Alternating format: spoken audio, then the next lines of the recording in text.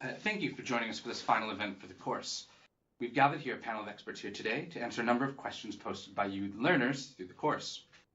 These have specifically come from step 615, but they are addressing issues that we have covered through the course.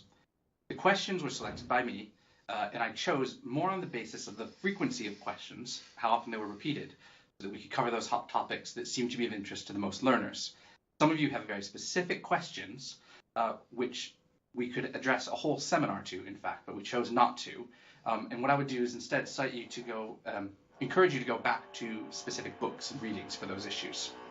So here with us today, our lead educator, Professor Ian Haynes, Frances McIntosh, who is a curator for Roman collections for English Heritage, her colleague in English Heritage, Mike Collins, who is the inspector of ancient monuments for Hadrian's Wall, and Lindsay Allison Jones, who you'll be familiar with through the course as well, an Emerita Reader of Roman Archaeology, also at Newcastle University.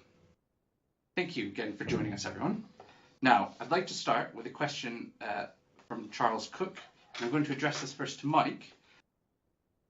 Can a strategic plan for a period of, say, 20 to 25 years or longer be prepared and implemented that includes annual budgets and estimates and likely sources of funding for the wall?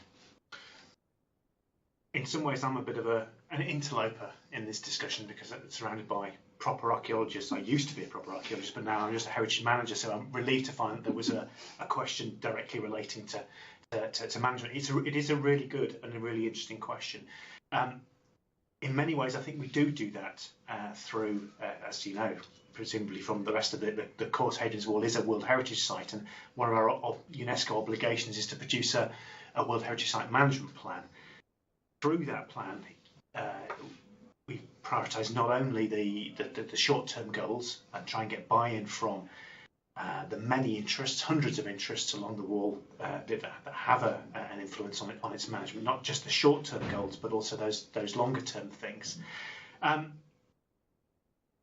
inevitably means you are getting some very specific things that we need to do in the next sort of 3, 4, 5 years, and commitment and buy-in from the people responsible for those in the immediate future. But it also means that looking to the longer term, we have broad agreement across the board about what we're trying to manage the wall for, where its significance lies, and what those main priorities should be. So although we are inevitably over the next 20, 25 years going to be in an extraordinarily changed political, economic, archaeological, ecological situation, and none of us can necessarily say what the implications of each of those changes are going to be. As we go through that process, everybody has a clearer idea about what it is, what the main focus and the main priorities for managing the wall are going to be, and also that it doesn't end up with the funding being left to one side. If you have one of these plans, you keep thinking about what your priorities are as you go forward.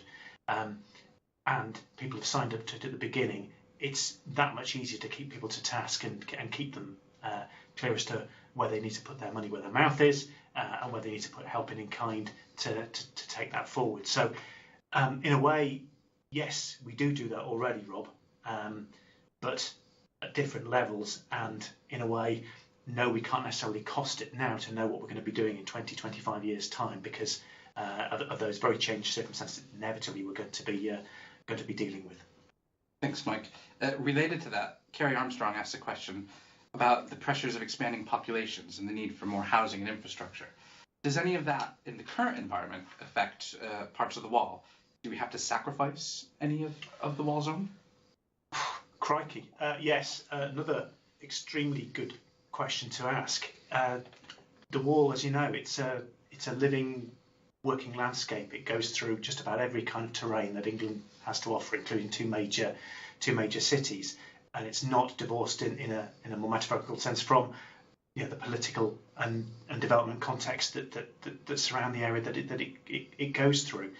I think if we stood here and said we can preserve forever every part of Hadrian's Wall through all the development pressures and changes that the north, east and northwest of England are going to go through in the next century, we would be lying. It is a living, working landscape, and changes will inevitably involve some disturbance to the archaeology of Hadrian's Wall, whether it's formally protected as an ancient monument or more generally, particularly through the middle of Newcastle, we don't necessarily know where all the features lie at this stage. I'm sort of comfortable with that because quite a lot of the major discoveries that we've made on the wall, for instance, the Kippy Pit discovery of the last sort of 15 years, have come directly through that kind of disturbance of the ground that comes through development pressures, the need to update infrastructure and change those kind of things. So I'm sort of comfortable that some disturbance of the Roman frontier will have to occur, and what our collective job is more widely, is to make sure that what's really of significance of Hadrian's Wall, the main focus and the main significance, can be preserved, and in the marvellous words of government planning policy, we can keep the harm to the archaeology of Hadrian's Wall through this process to less than substantial. As long as we're doing that, we're continuing to make positive research gains through that kind of work, and that kind of ground disturbance that goes on with development through time it's properly funded, and it's properly archaeologically mitigated. It is effectively excavation of it's a watching brief, or it's prior archaeological work. As long as that is done, I think at the moment we've got a pretty good balance as far as level of disturbance. But it is it's slightly uncomfortable, but it is true to say we can't preserve everything if we're going to have a living, working urban and more general landscape. So. Okay. Thank you, Mike. Okay. To go now from modern management to ancient management, Michael Penrod asks, how does Roman management of the British frontier compare to the management of other frontiers of the empire? Thank you. That's a very interesting question. I mean, I think management covers, as we know, a whole range of different facets and a multitude of sins. What might it therefore involve when we talk about Roman management?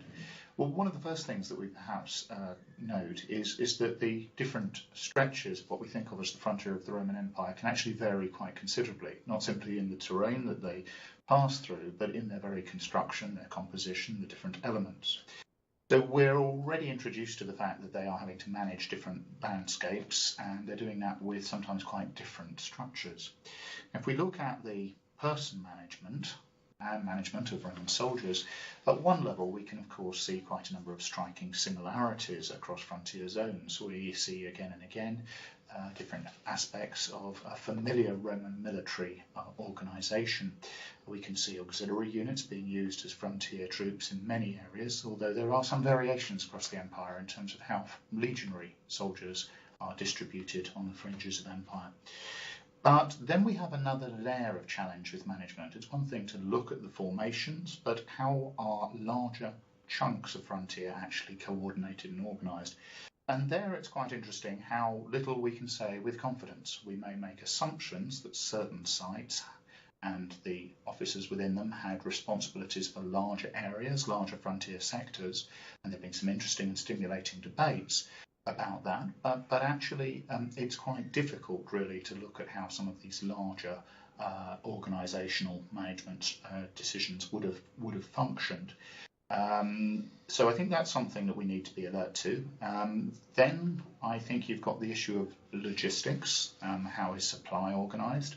One has to remember that some of the direct evidence for the organisational underpinning of supplying food, supplying equipment, supplying building materials, that's going to come to a significant degree also from written documentation, if we're looking at the actual minutiae of that.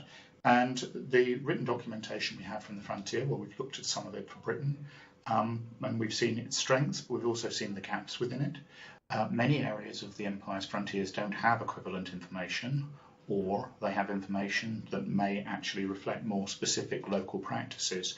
So Rome seems to have used a hybrid array of arrangements to ensure that what the frontiers required actually reach them, sometimes local supply, sometimes longer distance supply, sometimes elements of self-sufficiency. and that will, to varying degrees, operate across different frontiers, but not necessarily one particular system. So you've got quite a number of varieties, I think, at a local level. But one thing that is pivotal to management of the Roman frontiers is it makes use of the written word. It makes use of a revolution, certainly in Britain, in communication technologies. And an essential part of thinking of Roman frontiers and how they worked is not just to think of the wall or to think of the sword, it is to think of the pen. And that is an essential unifying instrument of management, control of resource on the fringes of empire. Okay, we've had a little bit of a hiccup. It looks like we're now recording again, part of that technical difficulty. You've spoken about kind of the revolution that comes with Roman management, Roman control of the frontier. And that actually leads on quite nicely to a question that I think you would be best suited for, Lindsay, from Shannon Kixa, if I pronounced that correctly. What do we know about the general health of people who live near the wall? Unfortunately, I think some of our learners might have the impression that everyone's being killed and murdered through the course, based on our forensic case studies. But can you speak to health more generally for the frontier's occupants? Well, this is a topic I actually wrote a paper for in the journal Britannia some years ago. Each fort on Hadrian's Wall has a building in the central range that we identified as a hospital. Whether this is so or not, the plan seems to fit the general idea of what a hospital should be like as laid down by the Roman writers. And in fact, the healthcare that we know about for the Roman Empire mostly does come from the writers of the time, a great number of books of which have survived. When it comes to the hospitals, though, we don't actually know whether it was just for the soldiers or whether people who lived in the area round about could use the hospitals or not. Hospitals were intended very much for dealing with emergencies. If you were convalescent, you would have to leave the hospital, and we don't know if the convalescent people went back to their homes or if they were soldiers, if they were farmed out into the extramural settlement where somebody else looked after them. Actually, on the wall itself and in the north of England, we can tell a great deal from the medical and surgical instruments that have survived. And there are references to people getting cures for fevers in the Vindolanda writing tablets. But then after that, we have to rely very much on bodies being found. I like a good body, particularly if it's broken a limb at some stage. And on the whole, they seem to have their limbs very efficiently put back together again. There's a limit to the number of diseases you can actually identify from bodies, however. But every now and again we get some really interesting little insights from unexpected places. In Carlisle, for example, some years ago, when they excavated a cesspit and they analysed the gunge from inside the cesspit, I think we can be fairly confident from the results of that the people of Carlisle in the Roman period were riddled with worms. Now, you can live with a lot of worms in your body without coming into any grief at all, but it does suggest that the hygiene that they're so famous for was not as good as people think it was. And in fact, most people were probably feeling fairly ropey most of the time. Thank you for that, Lindsay. So I'll be conscious the next time I go to Carlisle about the guns, I think. There are a number of other questions that have come up, actually, about some of the specifics of the archaeology. And one of the ones that many of our learners have picked up on has been the vallum. We don't perfectly understand that, and I think that's been made clear through the course, but it is a fascinating monument. And Ian, Jeff Brawley would like to know, would further work on the vallum be worthwhile? I think even when we have looked again at apparently familiar and well understood features, one thinks of some of the excellent work that EH has done on ditches of Hadrian's Wall, one thinks of what our friends at TWAM, Tineware Archaeology, have done looking at the berm in front of the wall. We found new things, and I think it's worth noting that we also gain in sophistication in terms of what we can do, new methods of environmental archaeology, certain forms of dating that weren't available when some of the early work on the vallum was conducted. So I think it could still yield some very important insights. I think the bigger question is that there are only so many resources available for excavation, and where should those be targeted? So might further excavation work on the vallum prove fruitful? Yes, I believe it might well. How pressing are our questions about the vallum as opposed to some of the other research questions we might ask is another discussion point again. Thank you, Ian. There are actually a number of pressing research questions, and if I skip ahead to one of the questions we planned for a little bit later, Keith Stevens, amongst many other learners, Lindsay, would like to know how we can find out more about the relationships between soldiers and the local population, be they in the communities outside the fort walls or even further in the rural communities and farmsteads. This is quite difficult to answer. We have to make some presumptions from some of the evidence we have, and I'm always willing to be proved wrong that the presumptions we've made so far are not right. The writing tablets at Vindolanda give some clues that the use of the word petuncularly, which may be a disparaging way of referring to the locals, suggests that life may not always have been all sweetness and light between the natives and the Roman soldiers. But when you get down to looking at the actual artefacts, the exchange of artefacts, those made by the locals and those made by the soldiers or imported by the soldiers, does suggest there's quite a lively trade going on, which again suggests that they were getting on, at least financially. And indeed, in the 3rd century, when Scotland was what we call Scotland today, was no longer part of the Roman Empire, they were still importing from Scotland shiny black materials, shales, to be used to make artefacts of high status down in York. So it may have been over the border, but they were certainly still getting on with people there. I think also you notice some tombstones that we have mixed marriages. We have people coming in with the Roman army marrying locals. And we also see that the locals are sometimes picking up Roman ideas. The idea of having a tombstone with an inscription on it is particularly noticeable, something like the one from Corbridge, which is to the tombstone of a 4-year-old girl called Itola, who was clearly a Celtic child. And her family have adopted the idea from the Romans of having a tombstone with her picture on it and her name on it.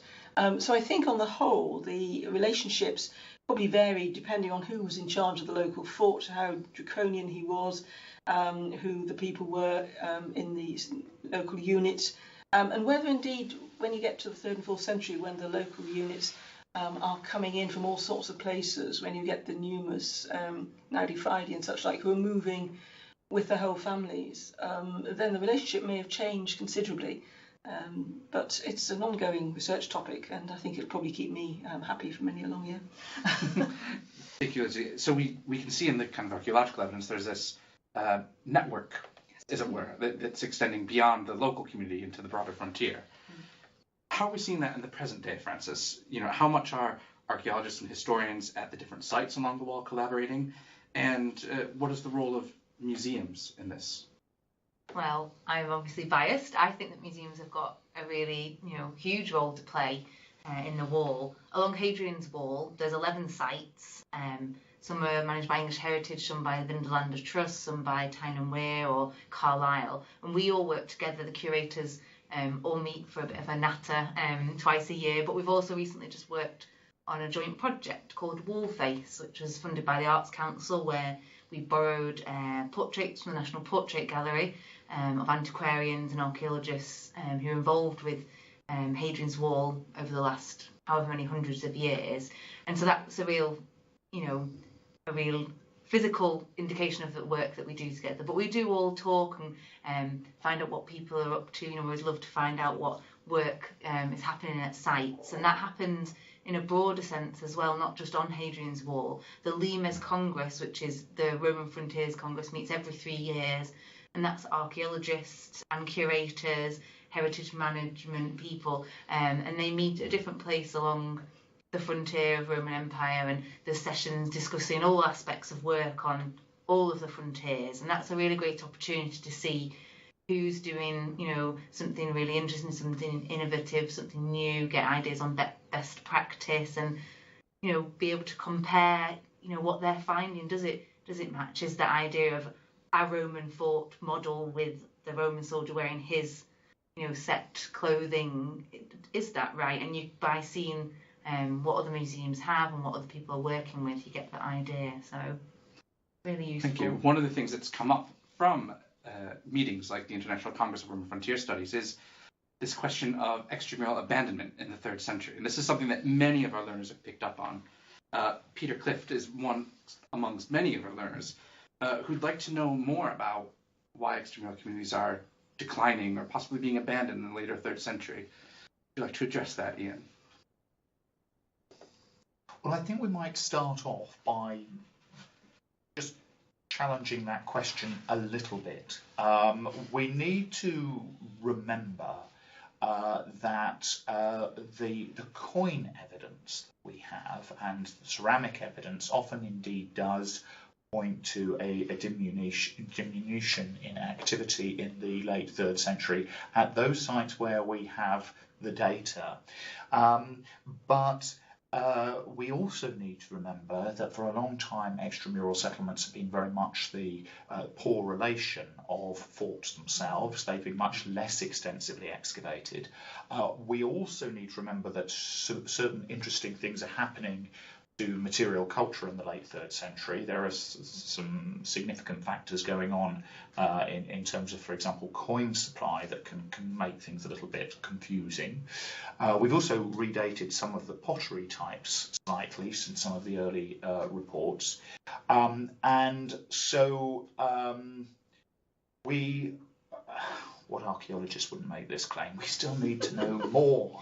And of course, Francis has declared our bias, as you're already aware. We're working in an extramural settlement while this course is going on. But I think it is actually necessary to get larger areas, data from larger areas, more extramural settlements. There we are, no small order there, in order to build that bigger picture. And I think that we are unlikely to find that across the frontier zone someone just suddenly turns the lights out all at once on extramural settlements. But I think that there are questions really in terms of that network Rob was referring to earlier. How are the different spaces outside fort walls being used, and how far out beyond the fort walls should we be looking for understanding that? And that takes into a broader understanding of landscape and settlement. And there again, we're finding that we are understanding a great deal more in the last few years about how the frontier landscape and how the people in it are changing than I think would have been conceivable even half a century ago.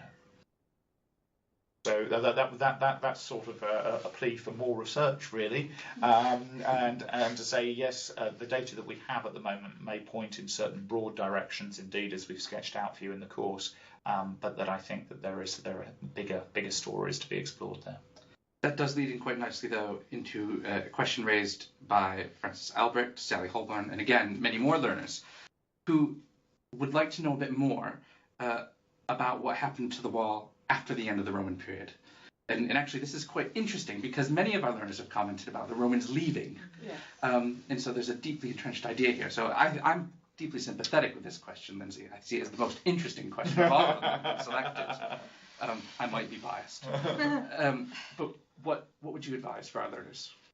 Well, I realise that what you would like everybody to do is to send a large cheque so that Rob can run a research project with hundreds of millions for many years to sort this one out. Excellent. A cheaper and more immediate answer might be to have a read of this little book, Murus Ille Famosus, which is by William D. Shannon. It was published by the Cumberland Westmoreland Antiquarian Archaeological Society, and it's a tremendous piece of work. He's pulled together descriptions of Hadrian's Wall before the Tudor period. We tend to always think of Camden as being the first person who really got to grips with it all, but the people writing about it from Bede onwards and such like. And I think they very often give you an idea of what it was like. I personally don't think that the Romans just gave up and left at a certain date with the last person there to turn the light off as it goes. I suspect that by the time you get to the end of Roman Britain as we know it, the population had become so intertangled that I think an awful lot of people who'd been acting as soldiers were related to a lot of the population round about and just sort of oozed back into the landscape as farmers and settlers. And I don't think there was a mass exodus with people waving handkerchiefs on the quayside as they went. But this is a very, very useful little booklet. I recommend it strongly. Thank you. It is an excellent book. Very highly recommended. In our final question for the session, really, it's a shame we have to draw it to a close, but we do. Rachel Jones would like to know, how much should we excavate, and what are the benefits and challenges of further excavation? And actually, I'll start with you, Frances, but we'll go along to everyone on the panel for this. Yeah, well, seeing as everyone's going to be, giving their two penneth, I'll talk about it from a museum side, from a curation side. I'm based at Corbridge. I look after other collections, but the Corbridge collection, huge database, 34,000 objects of material excavated mostly between 1930 and 1970. I still am dealing with it. We're still trying to catalogue it, still trying to understand its full significance. There's many, many research projects just within that one site's collection. It would be wonderful, it would be really exciting to have constant excavations like they do at Vunderlander. Barbara, the curator there, gets some lovely things that she, teases me with. But equally, we shouldn't forget the material we've already excavated it's in our stores that isn't fully understood. We need to create lists of projects that MA students, PhD students can do, open up the stores more for people to work with. It would be very nice to get carried away, but we've got some nice stuff that needs work on still. Okay, thank you, Frances. So that's a museum's perspective. Mike, do you have a management perspective on this? Yes. We can't manage what we don't understand, and we can't understand it more if we don't research it at a more basic level, where we're seeking to preserve most of it. A large portion of what we're doing is to preserve it so it can be researched in the future. If you can't continue to look into it, what are we doing our management job for? On a more sort of specific level, we do have a research framework for Hadrian's Wall, which to me was largely targeted at enabling me to sleep at night by knowing that research projects along Hadrian's Wall had a very good chance of reaching fruition and being properly, all the post-excavation completed and all the publication done. So that on our watch, we were doing the job properly. So as long as excavation and wider research, because we're not just talking about excavation, as long as it meets those sort of key sort of research priorities, because archaeology is destruction, if it's excavation, all those kind of things, as long as it meets those research priorities, as long as it's properly funded, absolutely great from a management point of view. Would love to see more of it. Okay. Lindsay, you've already mentioned that you'd be quite happy to keep investigating the relationships between the wall communities and the broader landscape. Would you see excavation as key to this? It could be key. I'm always reminded when somebody asks this sort of question about Sir Mortimer Wheeler, who many, many years ago said that we knew everything there was to know about Hadrian's Wall and Roman Britain. All we needed to do was to cross the T's and dot the I's. And every excavation since has proved him completely wrong, particularly when it comes to the vallum. I think every excavation of the vallum in the last 20 years has produced something which we didn't know. I think I would like to have some more excavation in the extramural settlements, but away from the actual forts. We have this idea that the extramural settlements declined in the 3rd century. I'm not sure that they may not just move further away from the forts, that the commanders may have wanted a cordon sanitaire around a fort, and this we can't prove at the moment because the evidence is all based on settlement which is right up against the fort walls. So I think I would plump for something like that. Okay. And Ian, how do you see the role of excavation in the future of wall studies? Well, I think I really endorse the comments that each colleague here has made in their own way. It is important to remember that we have only excavated a very small, very, very small percentage of the wall corridor. It is equally important to remember that maxim that excavation is destruction. So when we're doing it, we need to make sure that the teams that are doing it are genuinely well qualified to do the work. We need to make sure that they have the expertise in place to analyse what comes out of the ground. and we need to ensure that they have already organised for the long-term care and access to the material that comes out. So an excavation is not just you dig out your bucket and spade and away you go on your summer holidays. It is actually a commitment, a very long-term commitment to you and to the other members of the wall community. Now, Francis was mentioning the excellent work that my friends at Vindolanda are doing, and there is a case in point. I've just come back from a trustees meeting there this morning, in which we've been looking at how a whole range of buildings that have recently been acquired by the Trust are going to be used to make finds from the excavations more accessible to researchers. But there are huge storage cost implications. So it's a huge resource, but it's something that we have to think about. And I think the other thing is that when people think about questions like this, as colleagues have noted, they often think about research as being people digging sites. That is important because we can dig them better in a way now than we could probably ever do before. We can anticipate what we might need in advance better than we could before, but it is really also vital to think about the body of expertise that continues to work on excavated material to make sure that that is nurtured and supported. And so once you make a dig decision, you're actually reliant on the wider archaeological community to make that decision work for everybody in perpetuity. So excavation also requires us to think about the ongoing health of that community and of broader public involvement in that community. And that means that actually there's a responsibility to all of us, including all of you, in terms of making sure that future excavation in the wall zone is genuinely fruitful and responsible. Thank you. So we're putting the onus back on you. It's up to you to make sure that we don't fail. How's that for pressure? I'd like to thank you all again for joining us today. Thank you also for submitting loads of actually fantastic questions. I'm sorry we couldn't address all of them. We did have to be selective. But I encourage you, look back at the course. A lot of the questions actually can be addressed by reconsidering some of what's been addressed in the course. Also, all those reading suggestions that we made, those books, are fantastic. They line almost all of our shelves, I think, at work. And we don't usually get royalties for them. So it's more for your learning, not for our bank accounts, I can assure you that. But again, thank you for joining us through the course, and I hope that these lessons that you've learned from the wall are of use and interest in your years to come.